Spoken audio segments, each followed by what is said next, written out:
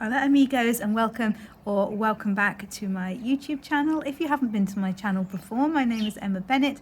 I write contemporary romance, Regency romance, children's picture books and non-fiction books for writers, and I'm also a freelance developmental editor and a writing coach. And this video is part of a collaboration organised by the lovely Nicole Wilbur. The link to the rest of the videos on this playlist will be down in the description below. So I'm going to talk today about contemporary romance, which is the genre I primarily write, and I absolutely love it. So I've got a few questions that Nicole has set out to kind of get the ball rolling with this discussion. So let's get started with question number 1.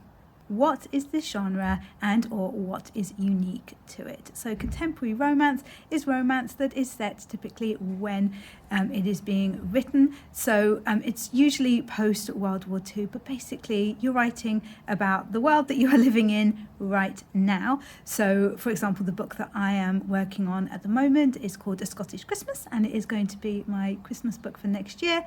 It's just set now because it's a contemporary romance. It's as easy as that. The focus in all romance books is on the people who are building a relationship together. So that is the really important part. Obviously, in a romance is that relationship between usually a couple, but you know, obviously we are not limited to that.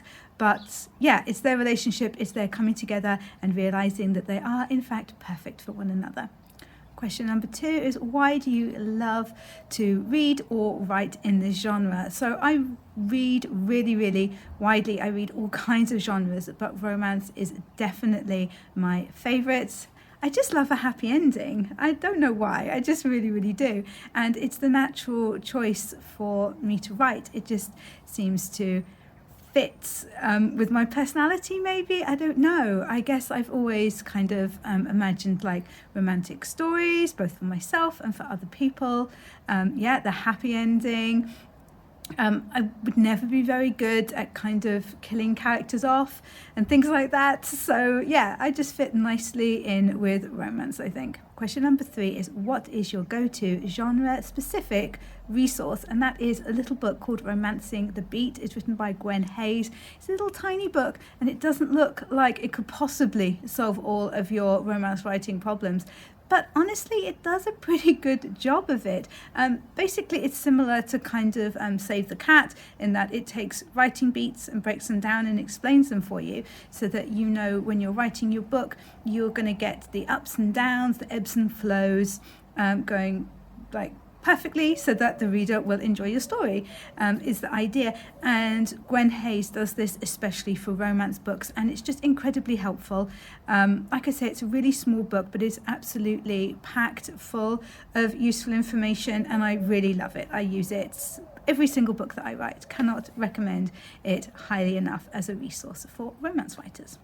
Question number 4 is, what misconceptions did you have or mistakes did you make when you first started writing in this genre, and how did you overcome them? Well, I guess my first mistake was not realizing just how important it was for me as a writer to write linearly and not just kind of write any old scene that I fancied writing. That's what I did with my first book, The Green Hills of Home, and I love that story. It's a great story, but it just took so long to edit and to put together, and it was a lot more trouble than any book subsequently. Once I worked out, you need to start at the beginning, and when you get to the end, stop. But for a genre-specific recommendation, I would say that I think originally I thought that it was what was happening in the actual plot of the story that was the most important part of writing a romance book, and actually it's really not. It's the growing connection between the protagonists. You can have the most exciting storyline in the world, but if you can't convince your readers that those characters are absolutely meant to be together, then you have failed with the romance. A traditional romance doesn't have a lot of extra side characters or anything like that. It really focuses on the people whose relationship we are watching. So that is absolutely the most important thing to get spot on. And the final question, question number 5, is what advice do you have for someone who is just starting in this genre? So I would say just read as widely as you possibly can within the romance genre. It'll get you inspired. And it also means that you're able to discover the different subgenres and tropes and work out which ones particularly appeal to you as a writer. And it will also allow you to get to grips with what readers expect from the genre, and especially if you make sure to include some recent bestsellers so that you know what readers are after at the moment. It may also be possible to be able to get an idea of what's going to be popular kind of coming up. That's not the easiest thing to do, but sometimes you can kind of get an inkling of what's going to be on the rise, and that can be quite interesting and quite useful to know, especially if you are really wanting to write professionally and, you know, do this for a career.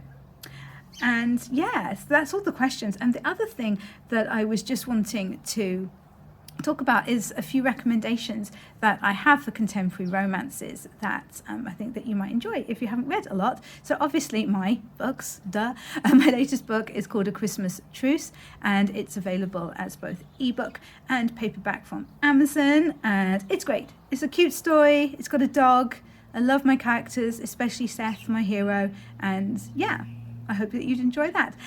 Next is a book by a friend of mine called Erin Lucy, and it's called Tiny Home for the Holidays.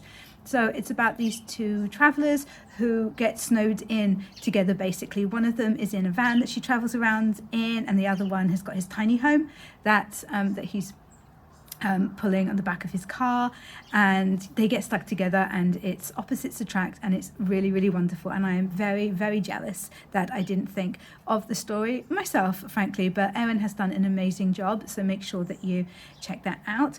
The other ones which are better known would be Sally Thorne's The Hating Game. I absolutely love that book, and I think it's Amazon who have done a film of it, which is pretty good, but I definitely prefer the book. And then also anything by Ali Hazelwood. She writes STEMicist romances, so all the heroines in her romances are in the STEM industries, which I think is a really cool little quirk of her books, and I really enjoy them.